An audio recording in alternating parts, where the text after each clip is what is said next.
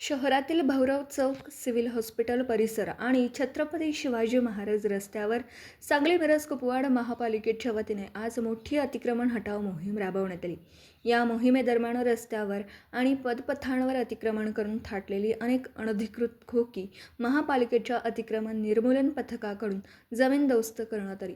महापालिका आयुक्त संजिता मोहपात्रा यांच्या स्पष्ट सूचनेनुसार ही कारवाई हाती घेण्यात आली। मिरज विभागाच्या उपायुक्त स्मृती पाटील यांच्या प्रत्यक्ष नेतृत्वाखाली अतिक्रमण निर्मूलन पथकाने सकाळपासून या भागात मोहीम सुरू केली। पथकाने JCB आणि अन्य यंत्रसामुग्रीच्या सहाय्याने रस्त्यावरील अडथळा ठरणारी खोकी हटवण्यास सुरुवात करताच परिसरात एकच खळबळ उडाली। अचानक राबवण्यात आलेल्या या कारवाईमुळे संतप्त झालेल्या खोकेधारकांनी महापालिका अधिकाऱ्यांना जाब विचारत जोरदार विरोध दर्शवला। आपला रोजगार हिरावला जात असल्याची भावना व्यक्त करत काही व्यावसायिकांनी अधिकाऱ्यांशी वादावादी केली। मात्र महापालिका प्रशासनाने कायद्याच्या चौकटीत राहूनच ही मोहीम राबवली जात असल्याचं स्पष्ट करत कारवाई सुरू ठेवली। महाराष्ट्र सुरक्षा बलाच्या जवानांच्या बंदोबस्तात पार पडलेल्या या मोहिमेत सार्वजनिक रस्ते आणि पदपथ अतिक्रमणमुक्त करण्यावर भर देण्यात आला। वाहतुकीस अडथळा ठरणारी तसेच नागरिकांच्या ये-जा करण्यास अडचण निर्माण करणारी खोकी प्राधान्याने हटवण्यात आली। या मोहिमेमुळे संबंधित रस्ते मोकळे झाल्याने वाहतूक सुरळीत होण्यास मदत होणार असून पादचाऱ्यांनाही दिलासा मिळाला आहे। महापालिका प्रशासनाकडून यापुढेही शहरातील इतर भागांमध्ये टप्प्याटप्प्याने अशा प्रकारची मोहीम राबवण्यात येणार असल्याचं संकेत देण्यात आले आहेत।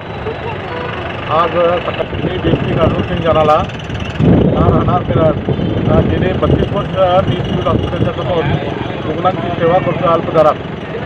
आज त्यांना जेवण पाणी चहा नाश्ता हे सगळं माझ्याकडे उपलब्ध असतं आणि अल्प याच्यात देतो। आज इथं माझं आणि सिव्हिल हॉस्पिटलच्या बाजूचं सगळं काढल्यामुळं अचानक न सांगता काढलेत विदाऊट नोटीस काही केलेला माल सगळा नुकसान झालेला आहे। तरी पण 10-12 हजार रुपयाचा माल आहे। तो माल पूर्ण नुकसान झालेलं आहे। शिवाय आमची तर हाल ते हाल आता आतल्या पेशंटना जेवण खाणं आणि त्यांना जेवणाचं नाश्त्याचं काही त्यांना मिळत नाही। अल्पवयात आम्ही देतोय पण त्यांना काय आता काय मिळणारच नाही त्यांना। तर अचानक न सांगता सगळ्या संस्था तोंडी पण सांगितलेलं नाही आणि सगळ्यांचं माझ्याकडे 2-3 जण काम करतात त्यांच्या पोटाचंही हे सगळं त्यांच्या उदरनिर्वाहाचं पण नुकसान झालेलं आहे। तर महानगरपालिकेने हे जातीय केलेलं आहे। पूर्ण अन्यायकारक हे आज घटना केलेली आहे। त्यांनी न एक कुणाला तोंडी सांगितलेलं नाही काही सांगितलं नाही आले आणि धडाधड आता तेवढं गाडा तयार करायला आम्हाला गेली 5-10 वर्ष राबून ती गाडा तयार केलेला आहे आम्ही। तर महानगरपालिका ही मोठी दादागिरी आहे आणि गोरगरिबांची काय मदत करायची सोडून गोरगरिबांची घर उधळायची कामं महानगरपालिकेची चालू आहे। आज आमच्या मिरज शहरामध्ये सांगली मिरज आणि कुपवाड शहर महानगरपालिकेचे जे उपायुक्त आहेत त्यांनी आयुक्त असू दे उपायुक्त असू दे किंवा अधिकारी असू देत त्यांनी या आमच्या गोरगरिबांना हातगाडीवाल्यांना किंवा टपरीवाल्यांना त्यांनी आधी सूचना अगोदर द्यायला पाहिजे होती। तोंडी असू दे किंवा एखादी रिक्षा लावून त्यांनी पुकारून हे तुम्ही अतिक्रमणे काढून घ्यावेत असे आम्हाला सांगण्यात यायला पाहिजे होतं। पण अशी कोणतीही कल्पना न देता त्याने अचानकपणे येऊन असे आमचे 1-2 लाखाचे नुकसान त्यांनी केलेलं आहे आणि या नुकसानीत जबाबदार तेच आयुक्त आणि उपायुक्त कोण असतील त्यांनी काय कुणाच्या आदेशानुसार केलेलं आहे। आम्ही व्याजाने पैसे घेऊन हे धंदे त्यांनी उभा केलेले आहेत आणि गोरगरिबांचा संसार त्याने आज रस्त्यावर आणलेला आहे आणि अशा गोरगरिबांना न्याय कोण देणार? त्यांनी काय आता उद्यापासून त्यांच्या घरची चूल चालवणार आहेत का?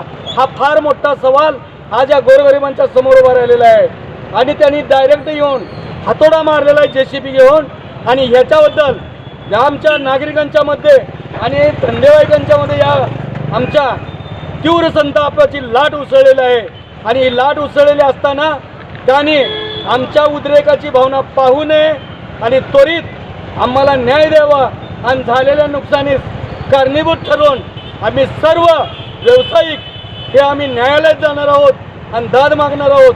कारण आम्हाला कोणतीही नोटीस किंवा तोंडी सूचना न देता अचानकपणे काही दुकाने बंद होती, काहींना माहीतसुद्धा नाही अजूनही त्यांनी काही नुकसान केलेलं आहे।